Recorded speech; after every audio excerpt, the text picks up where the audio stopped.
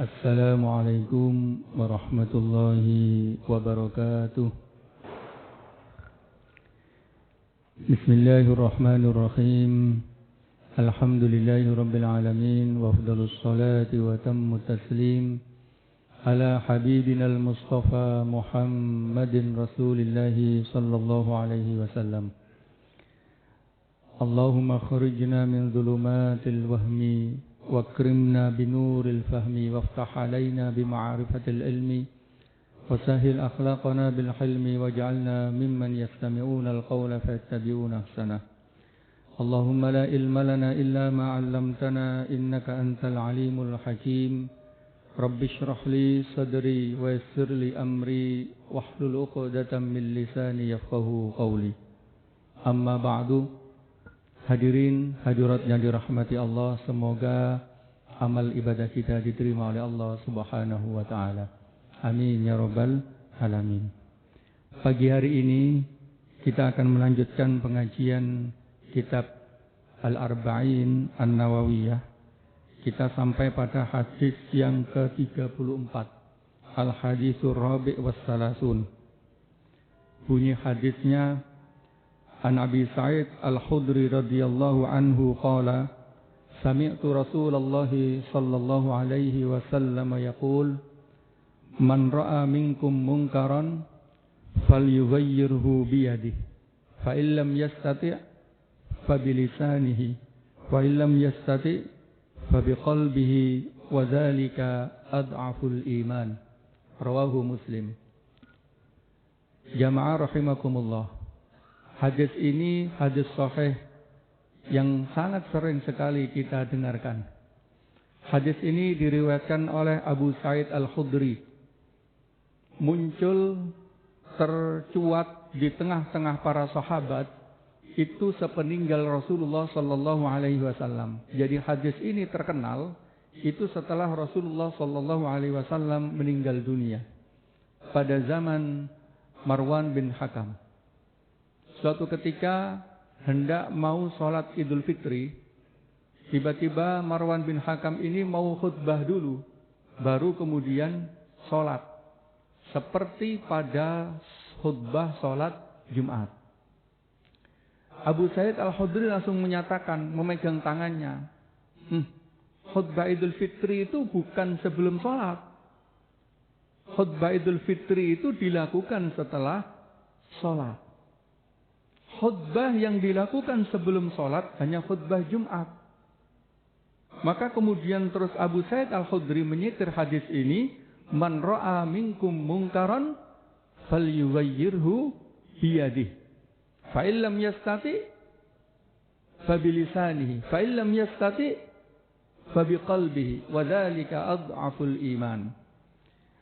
Ada yang meriwayatkan juga peristiwa ini bukan di masa Marwan, tetapi masih disaksikan oleh Sayyidina Utsman dengan Sayyidina Umar bin Al-Khattab.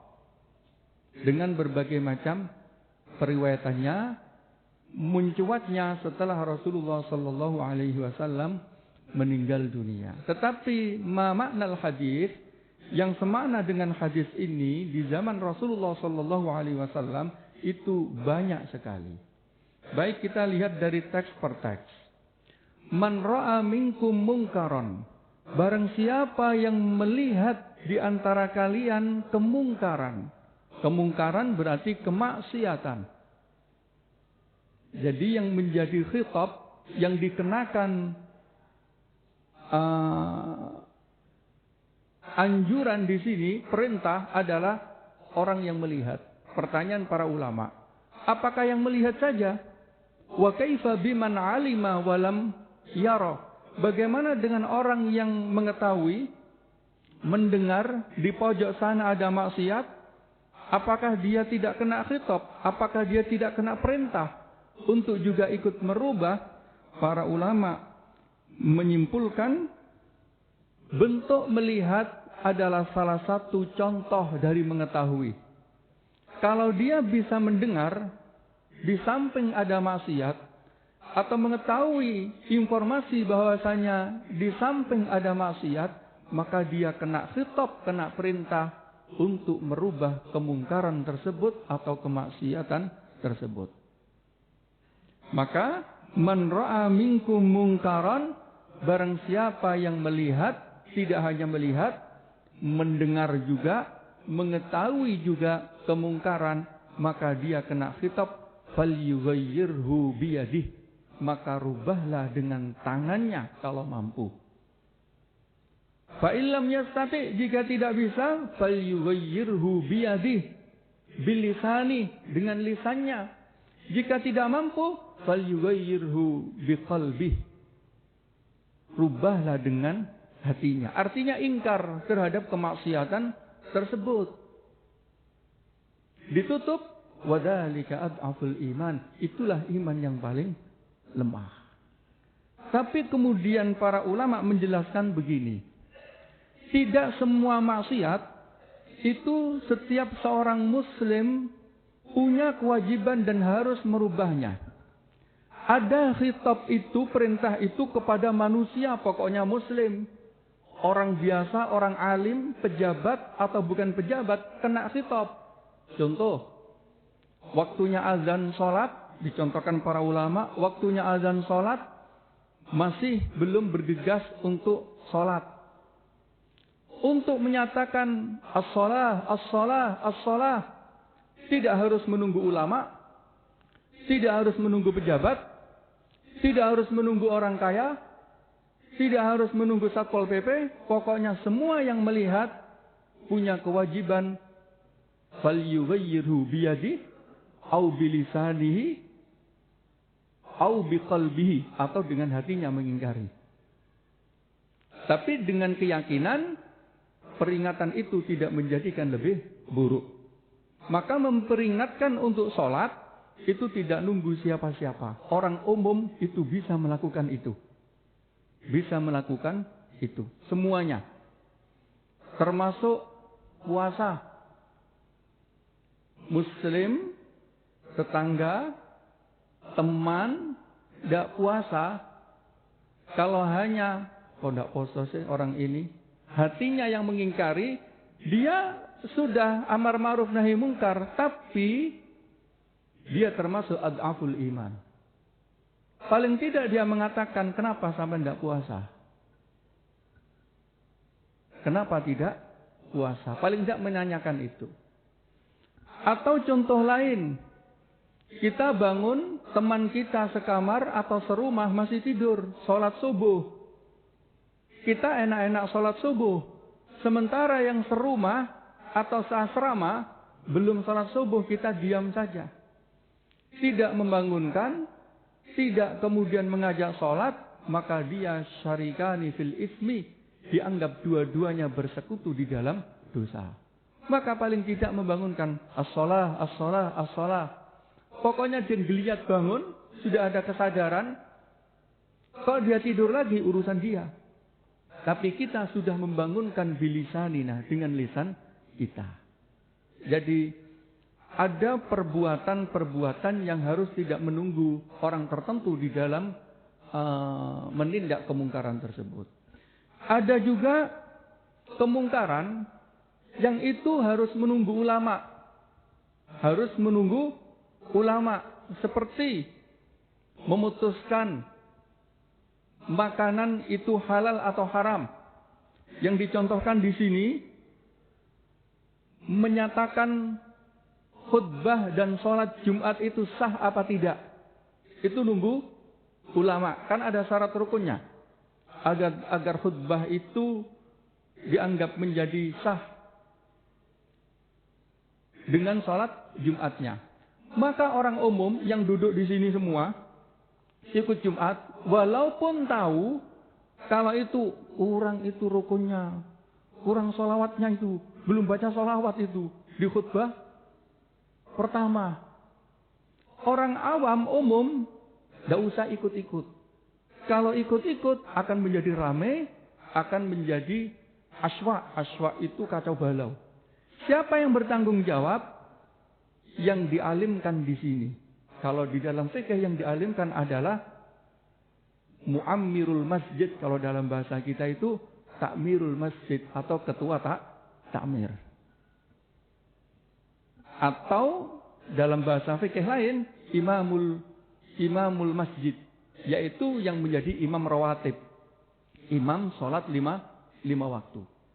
Mengingatkan satu orang aja cukup. Pak, sedang khutbah ini. Kemudian belum baca sholawat, mau doa. Imam masjid ini tahu, oh ini mau lupa ini sholawatnya. Mengingatkan bilisanihi, Pak, Ustadz, sholawatnya belum dibaca di khutbah pertama. Kewajiban siapa?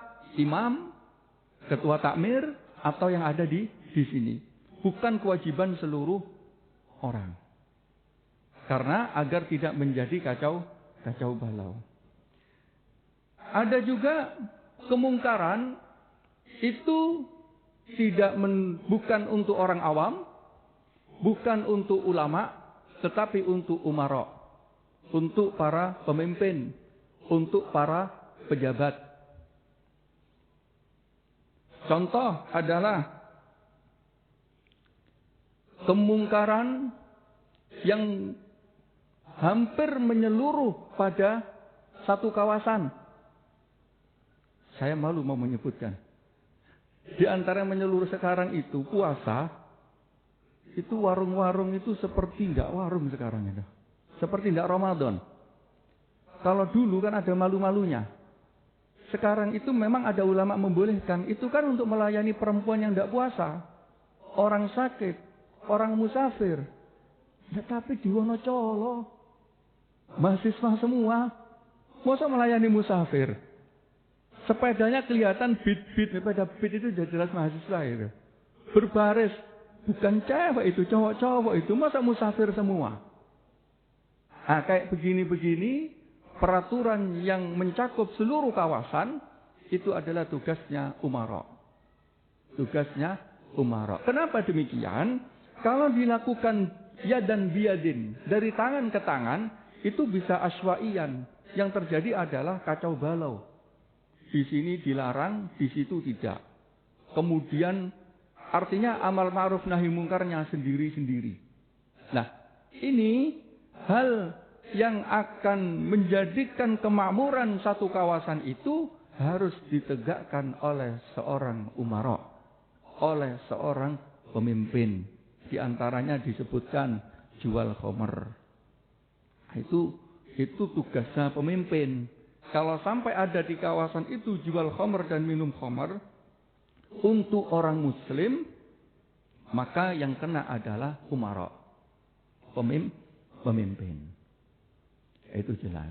Pertanyaannya sekarang, kalau ada tugas ulama untuk membenahi, tugas umara untuk membenahi, tetapi tidak dibenahi, yang dosa siapa? Semuanya berdosa. Umara berdosa, ulama berdosa, masyarakat umum juga ikut berdosa. Maka kalau itu tugas umara, masyarakat umum harus mengatakan, itu loh tugasmu, laksanakanlah. Itu loh tugasmu, wahai ulama, peringatkanlah. Atau semuanya mengingkari, masuk kategori wadzalika ad'aful iman. Itu adalah ad'aful iman. Para ulama kemudian menjelaskan, sebisa mungkin ketika amar ma'ruf nahi mungkar, untuk tidak menambah kemungkaran. Jadi kalau dia mengingatkan sesuatu, harus pasti peringatan itu akan diterima. Kalau pasti tidak diterima, pasti ditentang, lebih baik diam, mundur selangkah, mencari orang yang bisa memperingatkan. Ada jamaah seumpama yang wudunya salah. Sikutnya tidak dibasuh. Kalau kita yang tahu muda, masih muda, wah yang wudu itu lebih tua, sebaiknya jangan diingatkan langsung. Atau kalau pasti diingatkan nerima, oh itu kenal saya itu, Pak D saya sampaikan boleh. Tapi kalau tidak, menambah dia tersinggung atau marah, ambil orang yang lebih tua, yang lebih ditokohkan untuk bisa memperingatkan. Jadi boleh untuk mundur, mencari orang yang lebih berhak untuk menyampaikan peringatan. Atau hukum itu tidak disampaikan secara hukum, tetapi disampaikan secara nasihat. Contoh di sini, ada seorang raja yang pakaiannya menggunakan pakaian sutra. Padahal sutra itu dilarang untuk laki-laki memakainya, terutama sutra yang full. Kemudian seorang alim ini datang kepada raja itu, "Wahai raja, bajumu ini kok bagus?" Dipegang. "Berapa 1 meternya?" Raja jawab, 1 meternya dirham. 1 dirham. Kata ulama ini, "Aduh, masa raja pakai pakaian yang 1 meternya 1 dirham? Pakailah yang 1 meternya 1 dinar." Maksudnya menasihati untuk membeli kain yang bukan kain sutra. Itu ada kain yang lain, yang bukan sutra, harganya 1 dinar, lebih mahal. Masa sama dengan wali-wali itu? Wali-wali itu, gubernur-gubernur itu, sama-sama sutranya yang 1 dirham. Tidak pantas seorang raja kau pakai sutra, kau pakai ini. Tidak bilang kalau sutra itu haram, tetapi menasihati dari sisi harta. Akhirnya tiba-tiba raja menerima dan merubah pakaiannya. Setelah itu tidak pernah menggunakan sutra sama sekali. Menggunakan kain yang harganya 1 meter 1 dinar. Murabba bahasanya itu 1 kotak. 1 meter lah kalau sekarang. Itu artinya menyampaikan dengan seni. Ada cerita di negara kita. Cerita tentang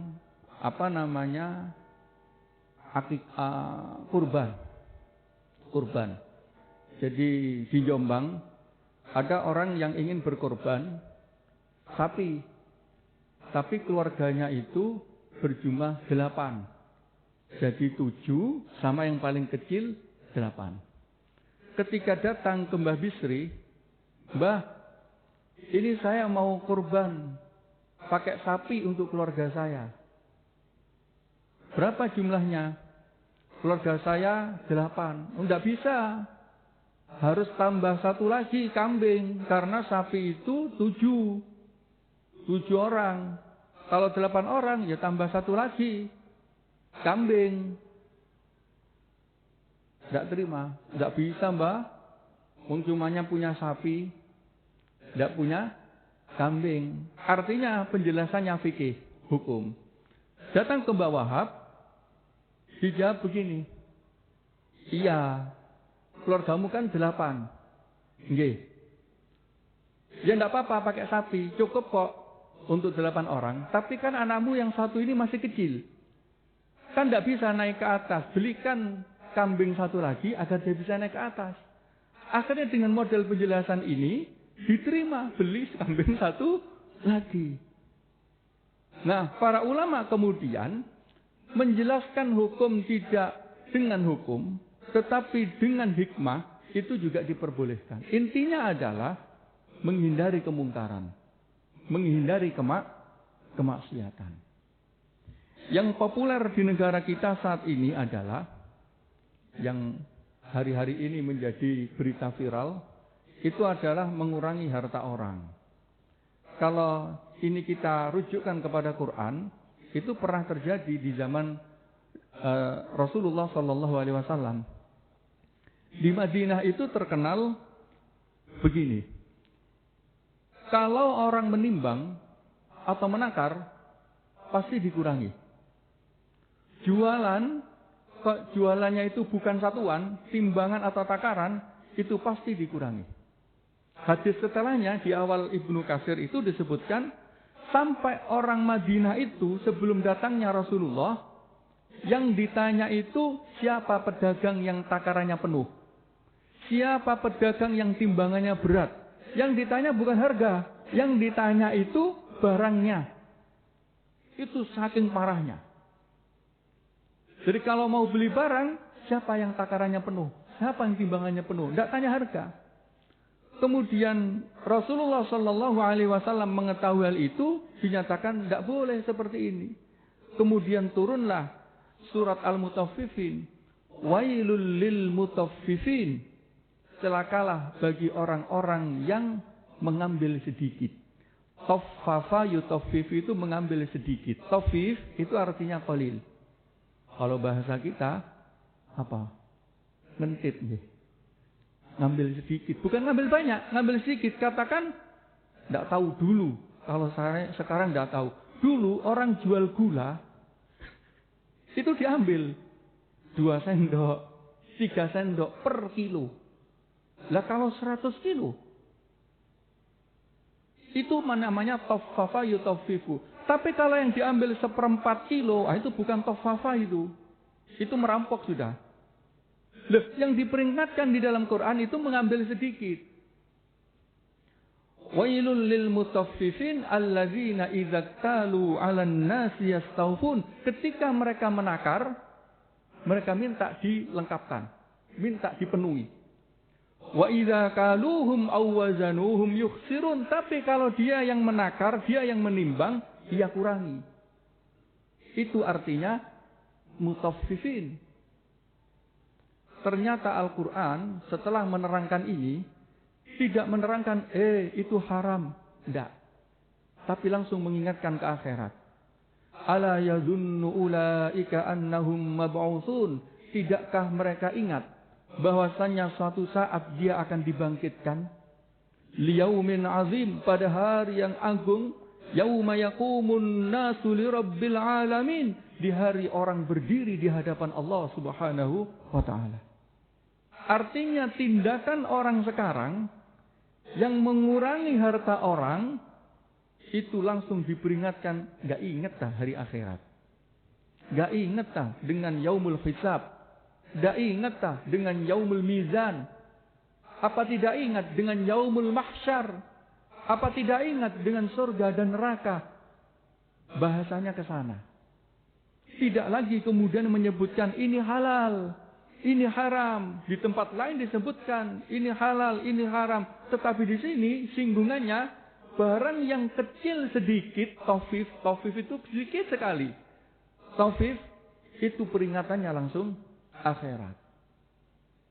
Artinya dalam kehidupan kita, ya tidak boleh mengambil harta milik orang lain. Atau mengambil yang bukan milik kita. Wong pegawai itu sudah digaji setiap bulannya. Maka pekerjaan setiap harinya itu, ya itu. Tapi terkadang kan masih minta lagi. Kalau nggak disangoni, nggak dikerjakan.